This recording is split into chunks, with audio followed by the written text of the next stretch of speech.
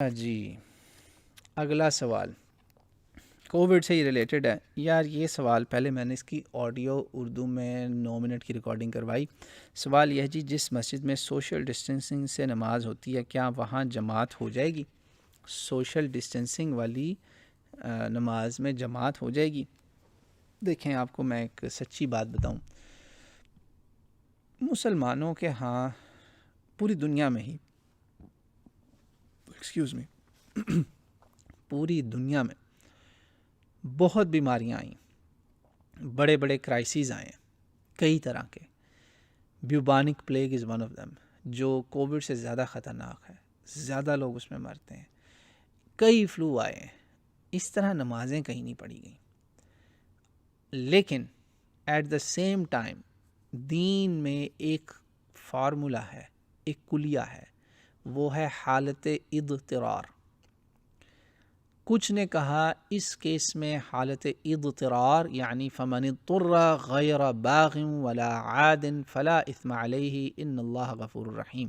یہ قرآن پاک کا مضمون ہے. سورہ بقرہ میں، سورہ مائدہ میں، سورہ الانعام میں، سورہ نحل میں، یہ کئی صورتوں میں یہ مضمون آیا اور یہی الفاظ کے ساتھ بات اللہ تعالیٰ نے مکمل کی. وہاں پہ حلال حرام کے ہی سیاق و سباق کے ساتھ حلال و حرام کے کانٹیکس میں اللہ تعالیٰ نے کہا جس پر کوئی مجبوری آ جائے، اضطراری کیفیت آ جائے، یہ اردو کا بھی لفظ ہے اضطرار، اس کے لیے، اور وہ اللہ سے بغاوت یا گناہ یا نافرمانی اس کا ارادہ نہ ہو، اس قسم کی کوئی مقصد نہ ہو، یعنی گناہ کی طرف اس کا نیت ہو، یہ نیت نہیں ہے، تو اللہ تعالیٰ اس کو معاف کر دے گا. سورہ مائدہ کی آیت نمبر 3، وہی گوشت والی جس میں نے کہا تھا، وہ 3 آیت نمبر، وہاں پہ اللہ تعالیٰ نے یہی بات کی فَمَنِ اضْطُرَّ فِي مَخْمَصَةٍ غَيْرَ مُتَجَانِفٍ لِإِثْمٍ فَإِنَّ اللَّهَ غَفُورٌ رَحِيمٌ.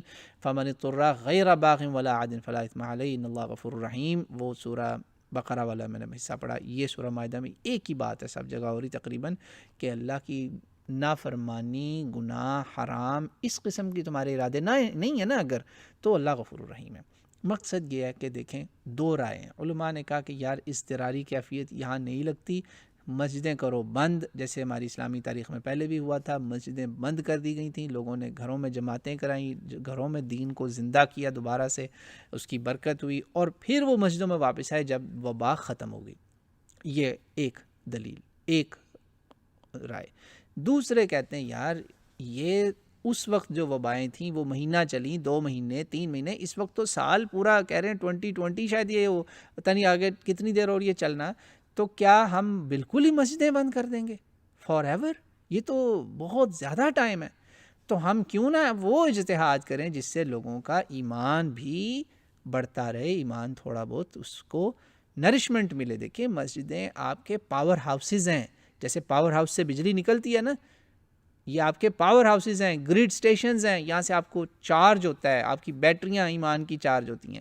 تو اس لیے یہ اجتہاد پوری دنیا میں ہوا ہے، مکہ مدینہ سے لے کر ہر گروہ کے جو ہے نا عالم، ہر گروہ کا آپ کو عالم ملے گا. آپ جس مرضی اسکول آف تھاٹ کے ہیں نا، آپ کو اپنے اپنے گروہ کا ایک نہ ایک عالم ضرور ملے گا جو کہے گا یہ اجتہاد اس وقت کی ضرورت ہے.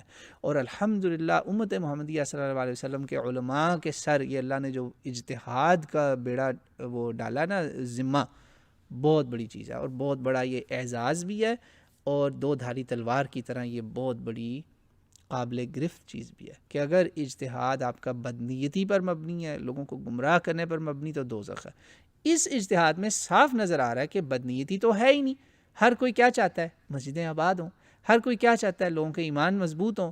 ظاہری بات ہے یار، مجھے پتا ہے کہ میں جو نماز مسجد میں پڑھتا ہوں میری فیلنگ یہ ہو رہا ہے بجائے اس کے جو گھر میں پڑھتا ہوں. کیوں دنیا رمضان میں مسجدوں میں بھاگتی ہے نفل پڑھنے؟ گھر میں وہ مزہ ہی نہیں آتا. ہر ایک کا ایمان تو وہ نہیں ہے نا وہ لیول.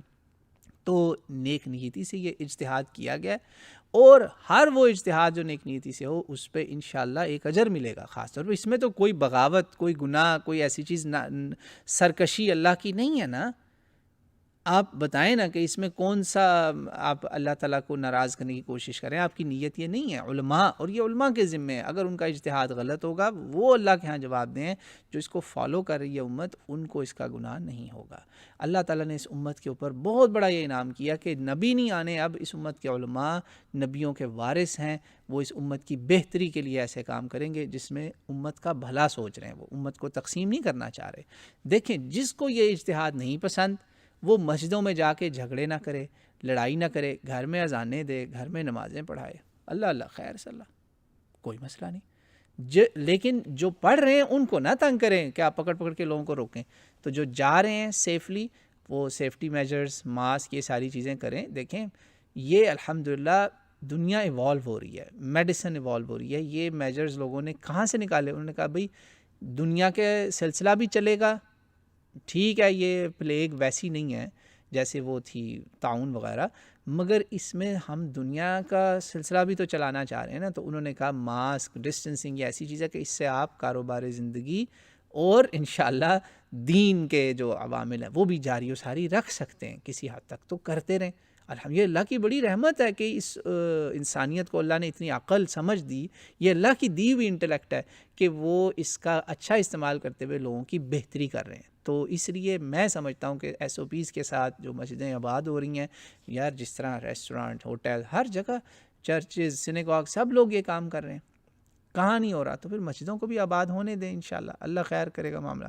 تو بہرحال ورچوئل جمعے نہ کریں کہ امام صاحب ممبر پہ اللہ اکبر کہہ رہے ہوں مصلی پر جمعے کا، اور محلے کے لوگ یا ٹی وی سے دیکھ کے اللہ اکبر کہہ رہے ہیں. یہ بالکل غلط ہے. یہ اس کو تو سب نے رد کیا ہے. میجورٹی، سوائے ایک شخصیت ہے، میں ان کا نام نہیں لوں گا، ان کے علاوہ سب نے کہا بھئی خطبہ ورچولی سن لو، نماز نہیں. یہ کیا مذاق دین کے ساتھ کرنے والے ہو؟ اس اجتہاد کو رد کر دیا لوگوں نے. یہ رد ہے، امت کے جمہور نے رد کیا ہے. اور اس پر جمہور کہتا ہے کہ مسجد کے اندر سوشل ڈسٹنسنگ سے آ کے نماز پڑھنا درست ہے الحمدللہ. لیکن میں ان علماء کی بھی بہت عزت کرتا ہوں جنہوں نے کہا کہ نہیں، بند کر دیں مسجدیں، ایک ہی دفعہ کھولیں، فل زور و شور سے کھولیں. جب یہ کھلیں وہ بھی ٹھیک ہیں اپنی جگہ الحمدللہ. دونوں کو اللہ کے حکم سے اجر ملے گا، اور ان دونوں میں سے جو صحیح ہوا اس کو ڈبل اجر انشاءاللہ. یاد رکھیے گا. واللہ اعلم.